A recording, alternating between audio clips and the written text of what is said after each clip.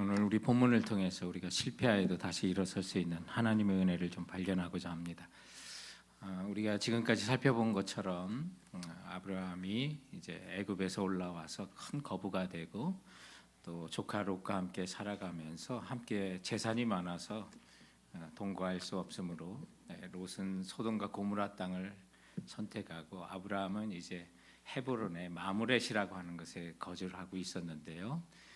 이제 아브라함이 이사를 하는 장면이 나옵니다. 그래서 우리 지난주 살펴본 것처럼 롯이 이제 살았던 소돔과 고모라가 멸망을 당하고 무슨 이유에서인지 아브라함이 이제 네게부 안에 있는 그랄이라고 하는 성으로 오늘 이사를 가는 그런 장면들이 오늘 본문 속에 있습니다.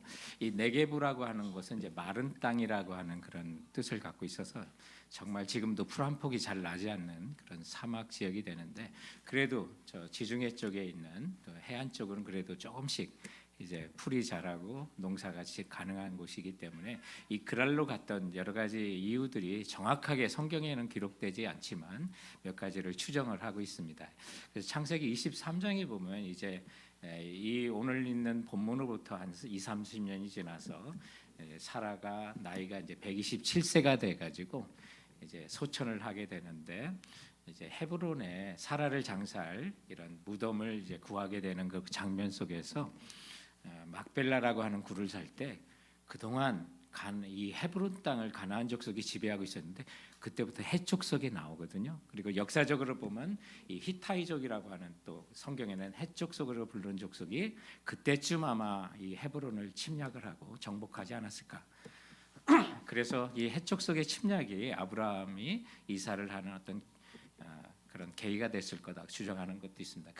그것이 전부는 아닙니다만은, 그러나 하나님께서 아브라함을 축복하셔서 또 양이나든지 가축들이 많아지고 하면서 이 헤브론 사람들과의 지역 주민들과의 갈등도 하나의 요소가 되지 않았을까 하는 그런 추측도 해보기도 하고, 애굽을 내려갔을 때의 어떤 가능성처럼 그 땅에 가뭄이 들거나 또 양을 또 목초를 수많은 양들을 먹일 목초제를 찾아서 그랄로 이사했을 가능성이 있습니다. 하지만 뭐 일시적인 것이 아니라 이제 좀 영구적인 어떤 집을 위해서 이사했던 것은 분명히 오늘 본문 1절에 말씀하고 있는데, 그 당시 도시국가였기 때문에 이 그랄이라고 하는 이 지역에서도 이제 아비멜렉이라고 하는 왕이 살고 있었습니다. 그런데 이 아비멜렉에게 아브라함이 자기 아내를 누이라고 거짓말을 함으로써 이제 아주 절체절명의 그런 위기가 오늘 닥치게 되는 그런 절명의 위기가 찾아옵니다. 하나님께서는 사라의 몸에서 날짜로 하늘의 별과 같이 바다의 모래같이 자손을 주시겠다고 했는데, 아직 이제 이삭을 낳는 장면은 이제 우리가 다음에 살펴볼 21장 이하에 나오는데, 지금 이런 어려움을 당하고 있는 그런 상황 속에 처하게 됩니다. 그런데 하나님께서 아브라함에게 은혜를 베푸셔서 그를 구해 주시고, 그의 인생의 마지막에는 불미스러운 일로 기억되는 것이 아니라 믿음의 조상이라고 하는 칭찬을 기억하게 하시는 그 하나님의 은혜를 통해서 오늘 그 하나님의 은혜가 오늘을 살아가는 우리가 실패해도 또 넘어져도 우리가 다시 일어설 수 있는 하나님의 동일하신 은혜가 우리들에게 찾아오기 때문에 그 은혜를 우리가 발견해 보고자 하는 것입니다. 자, 그렇다면 오늘 본문을 통해서 우리가 실패해도 일어설 수 있는 것은, 오늘 가르치는 첫 번째 교훈은 우리 반복되는 죄와 연약함에서 멀리 떠날 때 그것이 가능한 것입니다. 여러분, 우리가 주님 앞에 정결하게 서지 않으면 회복도 없는 거예요. 또 실패 가운데 계속 허우적거리고 머물러 수 있는 것도 우리가 하나님 앞에 의롭게 살아가지 못하고 또 죄를 짓고 그 죄도 반복되고요. 또 우리의 연약함 때문에 늘 넘어지는 일이 많이 있는데, 그 사실을 한번 살펴보고 나에게는 어떤 반복되는 죄가 있는지, 나에게는 주님 앞에 거룩하게 서지 못하는 어떤 연약함 무엇이 있는지를 오늘 본문은 우리에게 거울이 돼서 비춰보게 하시는 그 말씀이 오늘 이 본문 속에 있는 겁니다. 오늘 본문에 보면 아브라함이 이제 그랄에 이제 살러 가서 아비멜렉 그 왕 앞에서 그 아내 사라를 누이라고 거짓말을 해서 이제 그를 빼앗기는 그런 장면이 오늘 본문 속에 있거든요. 근데 여러분 이때 사라 나이가 90세입니다. 뭐 사라가 90이 됐는데도 아직 미모가 죽지 않아 가지고 아비멜렉에게 끌릴 정도였다. 뭐 그렇게 생각하지 마세요. 사라가 미모의 여성인 건 맞지만 90세입니다. 좀 과장된 요즘 말이기는 하지만 요즘 50세가 되면 학벌이 통일된다고 하지 않습니까? 뭐 어느 학교를 나왔든 뭐 수도권에 나왔든 지방대를 나왔든 취지가 안 되는 건 동일하다 뭐 이런 뜻에서 얘기하고요. 60이 되면 모든 여성의 미모가 통일된다고 하지 않습니까? 그 얼굴이고요. 뭐 70이 되면 남편이 있는 여자나 없는 여자나 통일돼서 남편에게 얽매이지 않고 자유롭게 산다고 하고 80대가 되면 모든 사람들이 물질에 통일이 된다고 그래요. 돈이 있어도 몸이 따라주지 않아서 놀러 가지도 못하고 90이 되면 뭐 산자나 죽은 자가 통일된다고 그래서 뭐 그게 그거다 뭐 이런 얘기도 하시는데 90에 뭐 미모가 있으면 얼마나 살아 있겠습니까? 그런데 여기 보면 정확하게 보면 당시에 아브라함은 굉장히 부유하고 많은 종들을 거느리고 다녔고 또 그의 그 수하에 많은 그 가족들이 있었단 말입니다. 그리고 거부예요. 그런 족장이었다는 사실을 기억하면 옛날에 한 도시국가의 왕이 그 지역에 큰 집단이 들어왔어요. 그 중에 정말 정략적으로 화친을 맺는 결혼이 성행했던 때였어요. 그래서 아마 이런 이유 때문에 나이가 많은 사라였지만 아브라함의 그 족장의 친척이니까 가족이니까 형제니까 그런 자매를 이제 아내로 맞이해서 화친을 맺을 가능성이 컸다는 것입니다. 그래서 아비멜렉이 아브라함의 아내를 사라를 이제 아내로 맞이하게 되는 그런 상황이 되는데 아브라함이 이 모든 상황이 어떻게 해서 발생하느냐면 아내 사라를 누이라고 했기 때문에 일어나는 일입니다. 지금 본문을 보면 아비멜렉은 굉장히 예의를 갖추는 사람이에요. 이제 그런 가운데 이 사라를 정말 누이라고 했기 때문에 이제 결혼을 하게 되는 이런 일이 있는데 이게 한 번이 아닙니다. 벌써 창세기 12장에 보면 아브라함이 애굽에서도 동일한 일을 했어요. 그리고 25년이 지났어요. 이제 장소만 바뀌었습니다. 그날이라고 하는 지역에서 아브라함이 똑같은 죄를 범하는 거예요. 정말 죄는 반복돼요. 하나님의 구속의 역사를 정지시키는 하나님의 계획을 망가뜨릴 엄청난 죄를 범하는 거예요. 뿐만 아니라 놀라운 사실은 이 똑같은 범죄가 이제 아브라함의 자식인 이삭을 낳아서 이삭이 리브가하고 결혼한 뒤에도 발생해요. 아마 죄는 유전되는 것 같습니다. 그래서 아버지가 했던 일을 자녀들 하게 되고 이런 일들이 있게 돼서 근데 아브라함의 아들 이삭이 이와 같은 범죄를 하는 것도 장소가 어디냐면 그랄이에요. 똑같은 장소에 아마 섬뜩한 거죠. 우리가 하나님께서 경고를 하시는 거예요. 창세기 26장 7절에 보면 그곳 사람들이 이삭의 아내에 대하여 물으매 그가 말하기를 그는 내 누이라 하였으니 리브가가 보기에 아리따움으로 그곳 백성이 리브가로 말미암아 자기를 죽일까 하여 그는 내 아내라 하기를 두려워함이었더라. 아브라함도 왜 이런 거짓말을 했냐면 사람들이 나를 죽일까 해서 그런 거짓말을 했어요. 동기도 똑같고 죄는 정말 반복되는 거예요. 아브라함의 이 죄는 반복적이었을 뿐만 아니라 의도적인 거예요. 계획된 거였어요. 그래서 아브라함이 사라에게 미리 그렇게 하라고 가르쳤어요. 오늘 저희들이 실제까지 읽었는데 그 후에 있는 이제 아브라함이 아비멜렉에게 했던 그 변명을 보면 13절에 내가 아브라함이 아내에게 말하길 이후로는 우리가 가는 곳마다 그대는 나를 그대의 오라비라 하라 이것이 그대가 내게 베풀 은혜라 하였노라. 사람들이 두려우니까 이런 플랜을 세운 거예요. 그래서 어떻게 하면 자기가 죽음을 당하지 않고 아내를 뺏기지 않고 죽음에서 살아날 수 있을까? 뭐 이런 계획을 세운 거죠. 성도 여러분, 우리들이 죄를 짓거나 하나님 앞에 바르게 서지 못하는 수많은 일들이 반복되는 거 아세요? 계획된 거 아세요? 우연히 부지중에 일어나는 수많은 일들이 있지만 우리가 정말 구원의 기쁨을 회복하지 못하고 하나님이 주시는 믿음의 어떤 큰 충만함을 느끼지 못하고 살아가는 수많은 일들이 우리 죄 때문에 일어나고 그 죄가 반복되고요. 의도적인 것으로 인해서 많이 그런 일들이 발생한다는 거예요. 오늘 주님의 말씀은 모든 주님의 말씀은 정말 살았고 운동력이 있어 우리의 바르게 함과 교훈이 되시는 거예요. 거울이 돼서 오늘 아브라함의 죄가 이게 내 죄구나. 나도 이런 반복되는 죄가 있고 연약함에서 멀리 떠나야 되는데 그렇지 못하는 수많은 일들.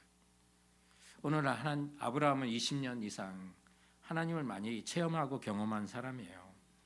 그런데 왜 이런 일이 계속 반복됩니까? 돌아보면 이유가 있어요. 사람을 두려워하고 그리고 죽음을 두려워했기 때문에요. 그러므로 우리가 정말 하나님을 경외함으로 이 사람과 환경을 두려워하지 않아야 돼요. 하나님을 두려워하면 회개하게 되잖아요.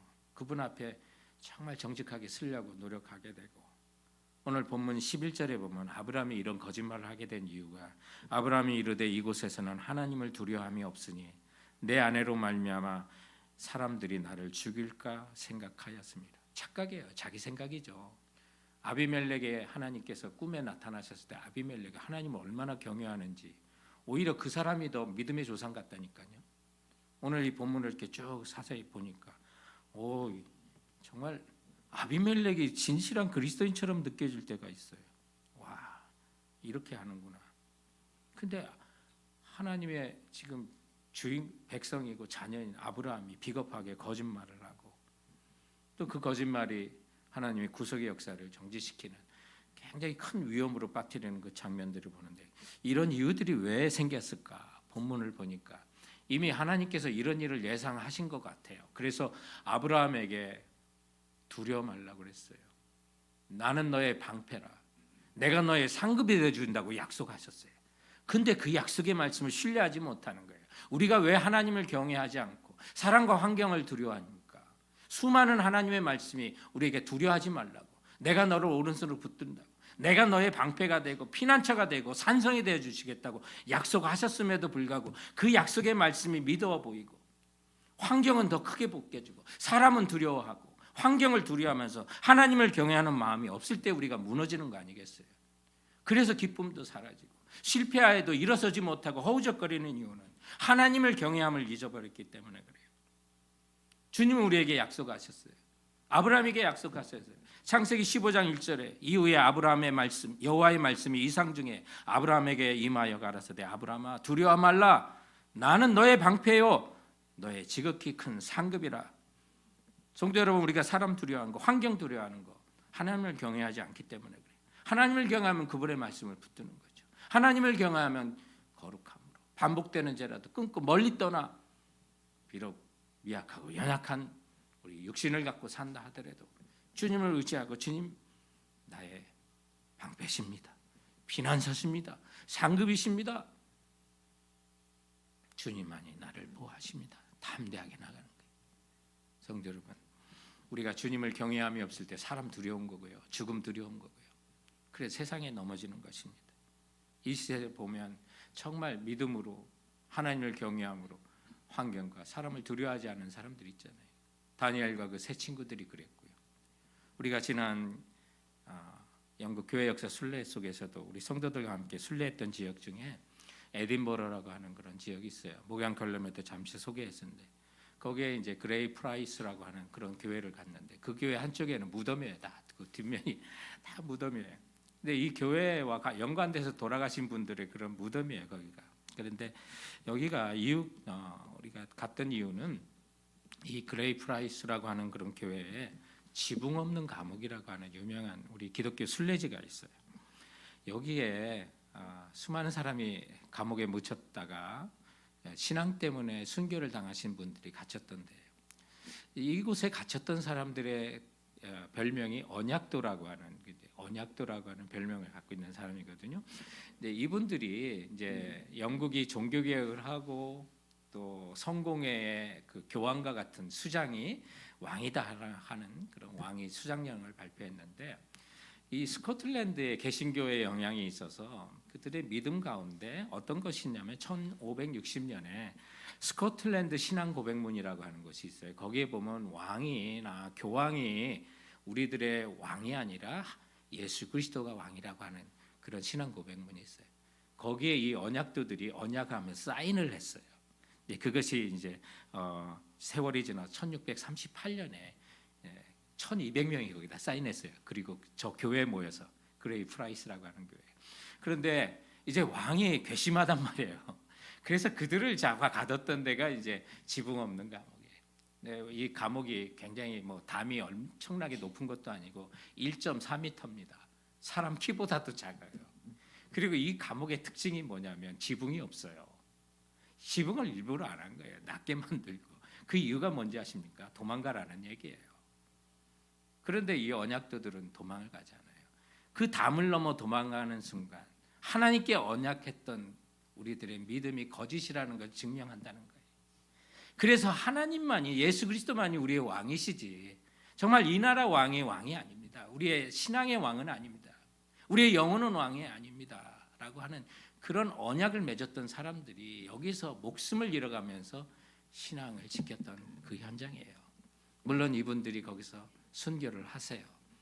그리고 수많은 사람이 보는 앞에 순교했던 자리까지 또 다른 곳에 있어요. 그런 지역을 가보기도 했어요. 성도 여러분, 그분들이 왜 죽은 것 뻔히 알면서도 그 믿음을 지켰는지 아세요? 하나예요. 하나님만이 우리의 왕이시고 하나님을 경외하는 것 때문에 그래요.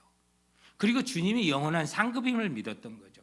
이 땅의 상급보다 주님의 나라의 영원한 상급을 바라고, 그렇기 때문에 죄짓지 않냐고 신앙 고백 그대로 따르면서 문이 열려 있고 지붕이 뚫려 있고 감옥의 담은 낮아도 그것을 벗어나지 않고 순수하게 죽음을 받았던 그 사람들의 그 신앙, 뭐 성경에만 다니엘과 세 친구가 있는 게 아니라 우리 믿음의 길을 따라가면 수많은 사람이 하나님을 경외함으로 사람 두려워하지 않고 환경 두려워하지 않고, 시간이 지나 보니 이 사람들이 정말 하나님이 상급을 주셨구나.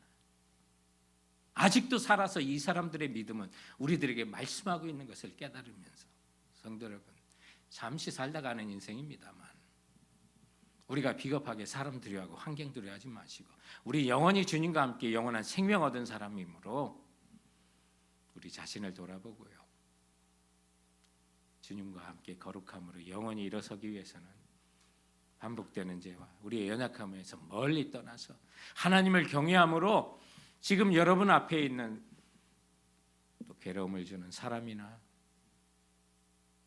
환경을 두려워하지 않고 주님만을 경외하며 나가는 우리 성도들 되시길 주님의 이름으로 축원드립니다. 우리를 실패해서 일으켜 세워주시는 건 하나님이십니다. 그러므로 오늘 본문을 통해서 우리에게 주시는 두 번째 교훈이 있다면 거듭 긍휼을 베푸시는 하나님을 경험하시기 바랍니다. 우리 예수 믿는 사람은 하나님을 날마다 경험하고요, 또 살아계신 하나님을 우리 경험해야 되는데, 우리가 실패함에도 우리가 다시 일어설 수 있는 거는요, 하나님이 우리를 자녀 삼아 주셔서 거듭 죄를 짓고 실패함에도 불구하고 긍휼을 베푸셔서 마침내 우리가 믿음의 사람으로 서게 하시고, 육체의 생각은 사망을 불러오니까 영의 생각으로 우리가 율법을 이루게 하시는 거룩한 백성으로 세우시는 장면들을 보게 되는데, 오늘 아브라함에게도 하나님의 은혜가 이렇게 반복되는 것을 보게 됩니다. 아브라함의 거짓말이 작은 거짓말 같아도 하나님이 개입하지 않으시면 이거 엄청난 결과를 가져오는 대재앙이 되는 거거든요. 예수님께서 십자가를 지시 못하게 하는 마귀와 같은 그런 장난을 사탄이 지금 하는 거예요. 그래서 하나님께서는 지금 사라의 몸에서 날짜로 아브라함에게 자손을 주시겠다고 약속하셨는데 지금 아직 이삭이 태어나지 않았던 그런 현장 속에서 오늘 이 본문을 보는 거예요. 이렇게 뭐 굉장히 큰 사건이 오늘 본문 속에서 있는 거예요. 그런데 하나님의 역사하심과 은혜는 아무리 사탄이 막고 방해를 해도 하나님의 신실한 언약을 이어가시는 것을 보게 되고요, 정말 우리 하나님의 언약은 신실하시구나, 우리들에게도 하나님이 약속하신 것을 신실하게 이뤄갈 것을 확신하게 되는데, 먼저는 나뿐만 아니라 우리에게 고통을 주는 상대방이나 환경에도 역사하시는 하나님인 것을 믿으시기 바랍니다. 오늘 아브라함에게 먼저 상대방인 아비멜렉에게 역사하셔서 두려움을 주고 아내 사라를 돌려보내는 그런 장면들을 보잖아요. 아브라함이 이를 위해서 뭐 노력했나요? 뭐 좀 안타까운 마음으로 어떻게 기도했는지는 오늘 본문을 말씀하지 않지만 오늘 본문을 보면 아브라함이 이 상황에 발만 동동 굴렀지 아무 일도 안 한 것 같아요. 그런데 하나님이 하세요. 꿈에 아비멜렉에게 하나님께서 나타나셨어요. 그것도 한 번이 아니야, 두 번씩이나 나타나셔가지고 얼마나 무섭게 나타나셨는지 그 밤에 그냥 모든 것을 다 돌려주게 하고 아비멜렉에게 있는 그 변화를 보면요, 저는 아비멜렉이 정직한 그리스도인 같다는 그런 생각을 했어요. 이 본문을 보면서 하나님께서 아비멜렉이 얼마나 은혜로 그에게 간섭하시는지 3절에 보면 그 밤에 하나님이 아비멜렉에게 현몽하시고 그에게 이르시되 내가 데려간 이 여인으로 말미암아 내가 죽으리니 그는 남편이 있는 여자임이라 경고를 하십니다. 너 건들지 마라. 사라는 아브라함의 마누라다. 건들면 너 죽어. 지금 이 하나님께서 이렇게 말씀하세요. 그런데 아비멜렉이 순수하게 정말 순종해요. 순수하게. 그리고 아비멜렉이 사라를 취하려고 했던 것도 정말 순수했던 것 같아요. 그래서 하나님께서 온전한 마음으로 내가 그렇게 했습니다. 그럴 때 하나님께서 그거 인정해 주시는 장면도 있고 아비멜렉의 행동이 변해요. 오늘 본문 5절에 보면 하나님이 꿈에 또 그에게 이르시되 내가 온전한 마음으로 이렇게 한 줄을 나도 알았으므로 너를 막아 내게 범죄하지 아니하게 하였나니 여인에게 가까이 하지 못하게 함이 이 때문이라. 하나님께서 나타나셔서 두 번 또 꿈에 나타나셔가지고 밤에 아비멜렉이 사라를 취하려 할 때 하나님 막으셨다. 아비멜렉이 변명을 하니까 내가 안다. 너도 속아서 한 거 내가 안다.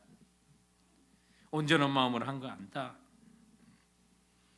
근데 하나님께서 이런 경고를 하시고 얼마나 그것이 선명했고 얼마나 그것이 하나님께서 분명한 경고로 하셨는지 이 아비멜렉이 자기가 속아서 아브라함에게 따지면서 내가 정말 너 때문에 이렇게 할 수도 있는 건데 뭐 몰라서 했다 하면서 은 천을 이렇게 보상으로 주면서 그 회개를 하는 그런 장면들이 있어요. 우리가 아비멜렉을 통해서 정말 배워야 되는 게 우리가 정말 하나님과 모든 죄를 해결하는 것뿐만 아니라 하나님으로부터 해결이 되면 이웃에게도 상처를 주고 아픔을 준 거 있으면 삭개오처럼 4배를 갚아야 되고 부지 중에 정말 의도하지 않고 상대방의 잘못으로 인해서 내가 아픔을 줬는데도 아비멜렉이 아브라함에게 은천이나 이렇게 큰 재산을 주면서 미안하다고 하는 그런 내용을 보면 우리가 정말 하나님이 기뻐하시는 일이 이런 일이구나. 모든 걸 다시 돌리고 하나님께 용서를 받고 사람들과의 관계도 온전히 갚아야 되는, 보상해야 되는, 우리 이런 부분을 정말 생각해야 되는. 아비멜렉이 그 모습을 보여주면서 하나님께서 아비멜렉에게 역사하셨다면 오늘 우리들의 실패 속에서 겪고 있는 수많은 환경과 우리와 얽혀있는 상대방에게도 하나님이 역사하실 것을 믿고 간구하는 우리 성도들 되시기 바랍니다. 하나님이 거듭 그런 은혜를 주세요. 그리고 상대방과 환경뿐만 아니라 우리에게까지도, 나에게까지도 하나님은 기회를 주시고 은혜를 주시는구나. 오늘 아브라함을 통해서 또 보게 되는 거예요. 여기 보면 정말 아브라함이 이런 비슷한 또 큰 공경에 처하는 일을 2번이나 당해서 하나님의 그 초자연적으로 역사를 하시는데 이번에도 좀 역사하시면서 아브라함을 경고하시고 사라를 돌려보내게 하는 그 장면 속에 아주 하나님의 은혜가 큰 감동으로 다가오는 부분이 있더라고요. 저희들 본문 7절에 보니까 이제 그 사람의 아내를 돌려보내라. 그는 선지자라. 그가 너를 위하여 기도하리니 내가 살려니와 내가 돌려보내지 아니하면 너와 내게 속한 자가 다 반드시 죽을 줄을 아니라. 이런 경고를 하시는데 하나님이 아비멜렉에게 아내를 돌려보내라 하면서 그 다음에 뭐라고 하셨나요? 예? 보세요. 아브라함을 누구라고 그랬어요? 그는 선지자다라고 그랬어요. 깜짝 놀랄 그런 본문이더라고요. 이렇게 보니까, 묵상해 보니까. 제가 하나님 같으면 아브라함에게 네가 무슨 믿음의 조상이냐 야단치면서 기를 죽였을 것 같은데 하나님이 아비멜렉에게요, 그는 선지자라고, 그가 기도하면 너도 죽을 수 있고 그가 기도하면 너 살릴 수 있다고 하면서 아주 아브라함을 한껏, 오늘 이 사건은 아브라함이 그 아래에서 살아가는 데 있어서 미래를 보증해주는 아주 보험과 같은 말씀을 해주신 거예요. 그런데 이런 역사를 우리들에게도 하나님께서 하셨더라고요. 우리같이 연약하고 죄를 반복하는데 모든 성도들을 여러분은 왕같은 제사장이라고 얘기하셨어요. 주님 앞에 정말 왕같은 제사장이 나가서 기도하면 하늘문을 여시고 은혜를 부어주실 것을 약속하셨더라고요. 그와 같이 정말 아브라함이 하나님께 기도했더니 오늘 저희들 본문의 후반전에 있는 17절과 18절에 보니까 그동안 하나님께서 이 사라의 사건으로 인해서 아비멜렉의 아내와 여종들에게 자식을 낳는 것을 모두 중단시키셨어요. 태문을 막으셨어요. 그런데 아브라함이 기도했더니 그 태문을 빌어서 열어주는 그런 장면들을 보게 되는데, 이 사건을 통해서 아브라함이 조카 롯을 구해오고 재산을 찾아왔을 때 한번 세워주시더니 오늘 이 사건을 통해서 그랄에 살 동안도 하나님께서 보험으로 든든하게, 정말 하나님이 방패시구나, 하나님이 정말 하늘의 상급이시구나, 그 보여주잖아요. 그럼 오늘 주님께서는 우리들에게도 여전히 그 기대를 가지시고 실수하고 넘어지고 연약한 우리들에게도 왕같은 제사장으로 부어주셔서 제사장의 기도를 들어주시는 우리 하나님께서 우리에게도 동일한 은혜를 주실 것을 여러분 확신하시고 믿으시기 바랍니다. 이런 분이 우리의 하나님이십니다. 우리 주님이십니다. 우리 아버지십니다. 이런 하나님과의 관계에 하나님을 경험하는 것이 옛날 것을 우려먹고 사는 성도들 안타까운 거예요. 지금도 살아계시고 역사하시는 그 하나님, 그분의 사랑을 날마다 경험하시고 오늘날 뜨거움으로 주님과 함께 친밀한 교제를 가져가지 않는다면 우리 예수 믿는 사람들 정말 이 세상 즐기는 거 다 즐기지 못하고 불쌍한 사람들, 우리처럼 불쌍한 사람 없는 거예요.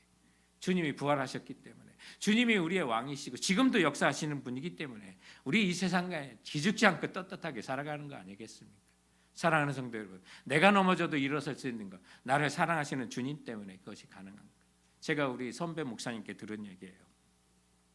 실제적으로 있었던 얘기고요. 우리 목사님께 정말 전도 잘하는 여대생 여학생이 한 분이 있었어요. 그분은 가는 데마다 나는 예수 없이 살 수 없어요. 예수 없어요. 말끝마다 그런 얘기를 하는 자매예요. 그래서 이 여인의 그 대학생의 별명이 예수 없이 살 수 없는 여인이에요.